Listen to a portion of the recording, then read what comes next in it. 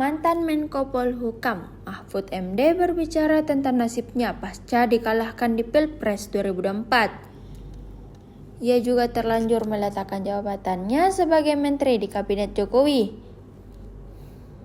Ditemui di acara Halal Bilhalal dan Seni IKUI di kawasan Ciputra, Kuningan, Minggu 28 April 2024. Mahfud enggan berkomentar banyak soal langkah politiknya ke depan.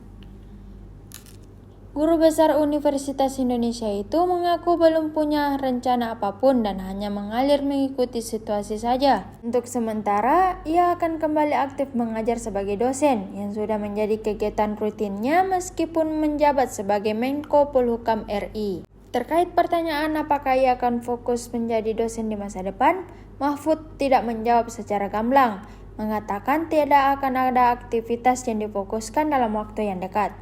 Dia juga tidak memberikan tanggapan jelas mengenai potensi masuk dalam kabinet Prabowo Gibran mendatang, menyatakan ingin menghindari kontroversi. Mahfud juga belum merencanakan pertemuan dengan presiden atau wakil presiden terpilih.